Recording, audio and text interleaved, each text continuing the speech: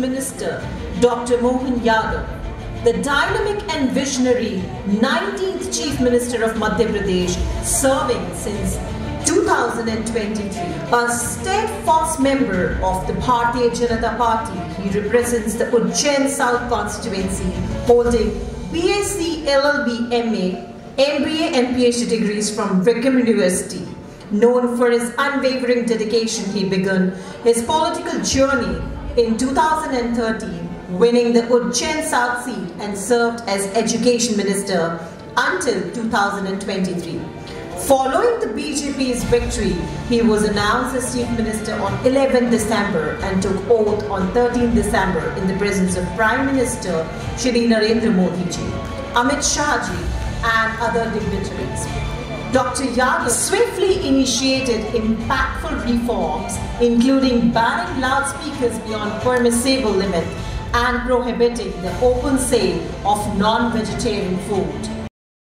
His resolute leadership, exemplified by his assertive governance style, continues to elevate Madhya Pradesh progress. A true embodiment of commitment and cultural values, Dr. Mohan Yadav stands as an inspiring force shaping the state's future with vision, integrity and unwavering to resolve to serve the people. So ladies and gentlemen, please put your hands together to welcome our Honorable Chief Minister, Dr. Mohan Yadav. जोरदार तालियों से स्वागत कीजिए मध्य प्रदेश के मुख्यमंत्री आदरणीय श्री मोहन यादव जी।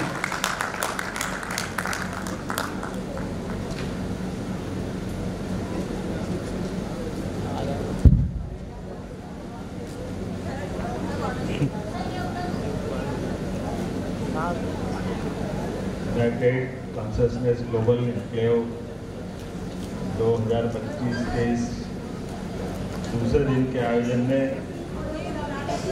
इस आयोजन के सूत्रधार मेरे कॉलेज के साथी डॉक्टर विक्रांत सिंह तोमर जी, आपका मैं इस अच्छे पवित्र उद्देश्य के लिए किए गए अंतर्राष्ट्रीय समागम के लिए आपका स्वागत करता हूँ, अभिनंदन करता हूँ। माननीय प्रभारी मंत्री श्रीमान गौतम टेटवाल जी, माननीय पद्मश्री अगस्त इंद्र उदयन जी, श्रीमान HR नागेंद्र जी, माननीय सांसद अनिल फिरोजिया जी, माननीय विधायक श्रीमान अनिल जैन चालूहेड़ा जी, माननीय महापौर मुकेश टेटवाल जी, सभापति बहन कलावती जी, इस अवसर पर श्रीमान संजय अग्रवाल जी, मंच के सामने उपस्थित सभी देवियों सज्जनों, आपको प्रणाम करता हूँ, अभिनंदन करता हूँ। आज का ये जो हमारा दूसरे दिन का आयोजन, पंच महाभूत पंच तत्वों से बना शरीर और कितना परमात्मा की लीला का ये अद्भुत संयोग है, इस दृष्टिकोण को लेकर के, इस उदात्त भाव को लेकर के हमारी संस्कृति वसुदेव कुटुंबकम के नाते से जानी जाती है। ये वसुदेव कुटुंबकम कहते ही हमको ध्यान में आएगा कि हमारी इस वसुधा के साथ केवल वसुधा में एक तत्व नहीं, इस तत्व के साथ पंच तत्व को मिला करके इसको वैदिक वाक्य में जो कहा गया है, यत् पिंडे तत् ब्रह्मांडे, जो पिंड में है वही ब्रह्मांड में, पिंड और ब्रह्मांड अलग अलग नहीं।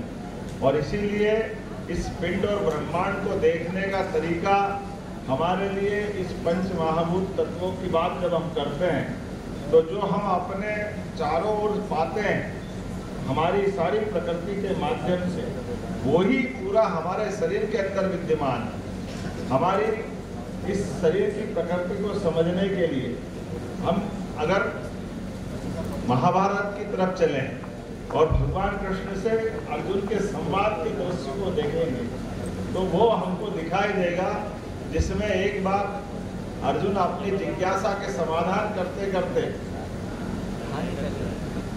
7वें अध्याय के बाद वो प्रश्न खड़ा करते कि आप कह रहे हो कि मैं जब सूर्य चंद्र नहीं थे तब भी था और आज भी हुआ, तो ये संभव कैसे? मुझे तो जो आप दिखाई दे रहे हो ये तो थोड़ा जच नहीं दिया है, लेकिन वो अपनी सद्भावना से कह रहा है, वो विनम्रता से कह रहा है कि ये जो कृष्ण तत्व आप बता रहे हो, इस दोनों का तालमेल कैसे करें।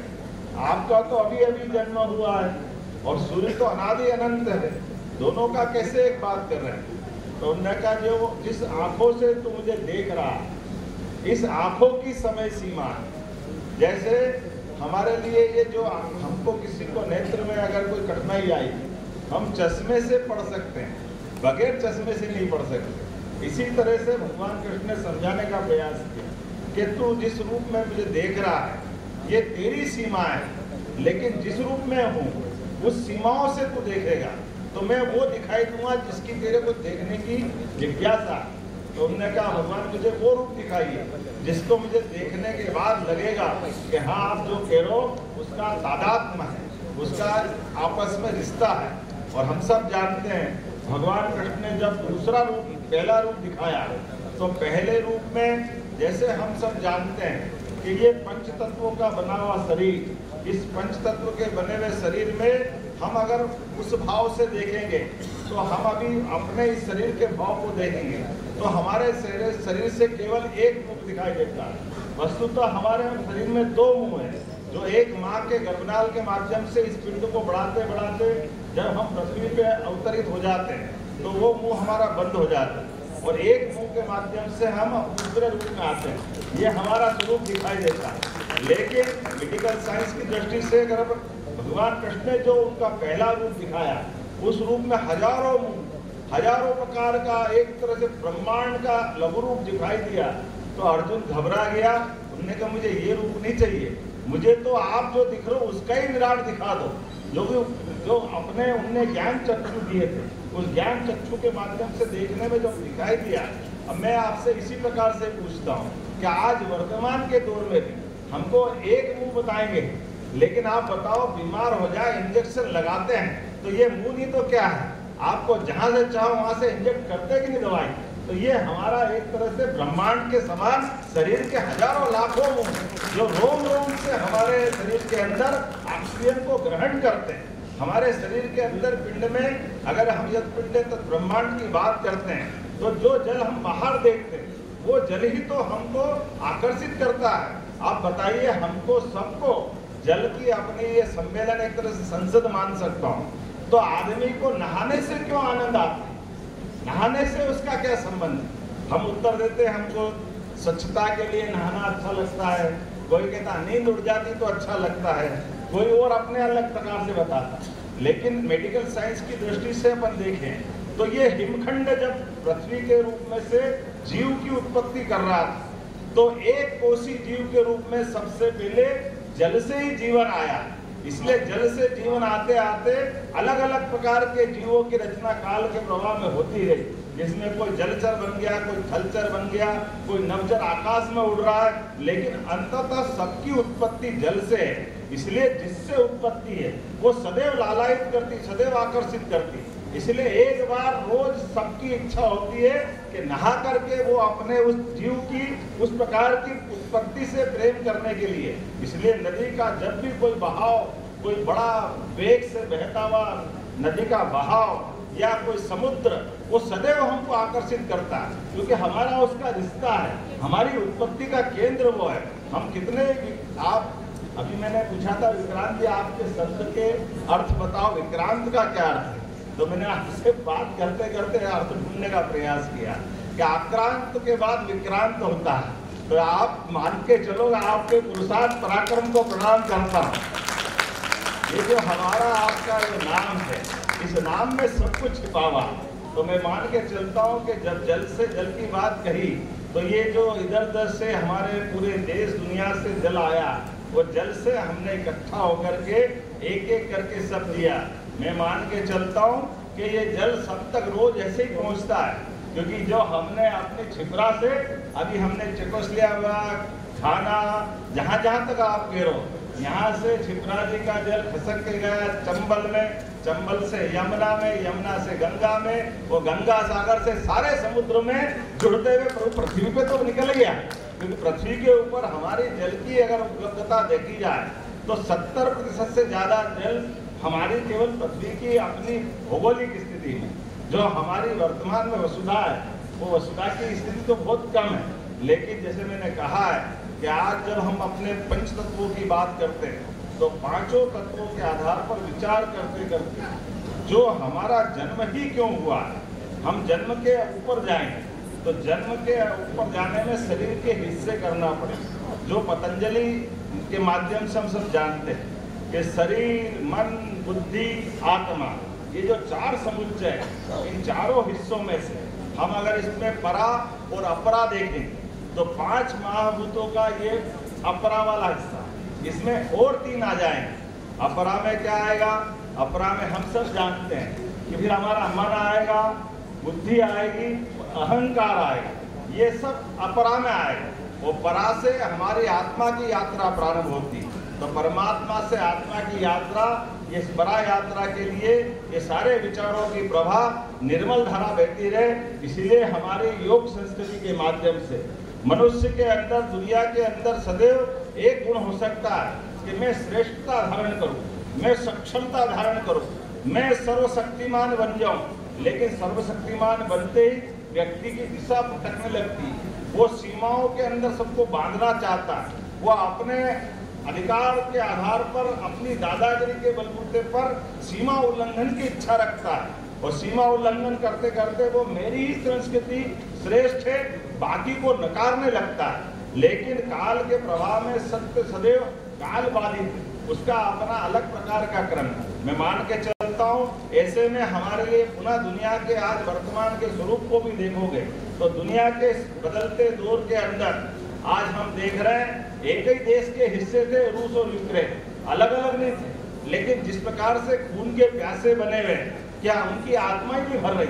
एक अकेला ये नहीं, बगल के अलबगल दुनिया भर में देखे। लेकिन आज इस दुनिया के बदलते दौर में हमारी उदात्त संस्कृति के ध्वजवाहक नरेंद्र मोदी जी की ध्वजा लेकर के हम अपने भारतीय संस्कृति को दुनिया में देख रहे हैं, जिसके कारण से भारत जाना जाता है कि हम युद्ध नहीं बुद्ध चाहते हैं, और बुद्ध और युद्ध में जो अंतर है, हम शांति चाहते हैं, हम भाईचारा चाहते हैं, हम वसुधैव कुटुंबकम की भावना चाहते हैं, हम जियो और जीर्णोद्धार के उदात्त विचार को लेकर चलना चाहते हैं, हम प्रकृति के साथ हमारे अपने जो संबंध है उसको स्थापित करना चाहते हैं। ऐसे में प्रतीकात्मक रूप से जब आप जल दे रहे हैं तो हमने कहा ये जल, जल से जल का मिलना, जैसे बर्फ में जल और जल में बर्फ, बर्फ और जल में जो अंतर है, बर्फ में कोई जल नहीं ढूंढ सकता, लेकिन जल को बर्फ में ढूंढ सकते। ये जो मूल अंतर समझने का, इस भाव को समझते हुए हम लगातार आगे बढ़ते जाएंगे। मेरी अपनी ओर से देश और दुनिया के अंदर से आए हुए सभी अतिथियों का मध्य प्रदेश सरकार की ओर से अभिनंदन करता हूँ, वंदन करता हूँ। मुझे मालूम है आज के समय प्रयाग में एक हमारा कुंभ मेला चल रहा है, और कुंभ का मतलब ही विचारों की श्रृंखला के आधार पर वैचारिक को संक्रांति हो रही है। इस संक्रांति से ये जो अपना महाशिवरात्रि तक वो संक्रांति पर्व, और ऐसे में संक्रांति अर्थात दुनिया में क्रांति हुई है।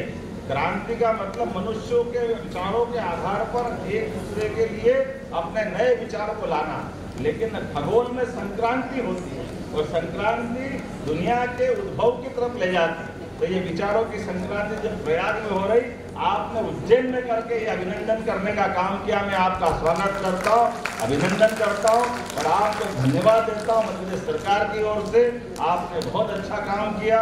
सच्चे अर्थों में ये काल की नगरी है, अर्थात समय की नगरी, और समय की नगरी में समय को जो समझ जाए तो भी बचता क्या है, सबका समय नियत है। ऐसे में इस महाकाल की नगरी में सच्चे अर्थों में हमने अपने उस उदात्त भाव को जानने के लिए 3 दिन की वैचारिक यात्रा का समागम किया है। मेरी अपनी ओर से सबका वंदन, अभिनंदन, बहुत बहुत धन्यवाद।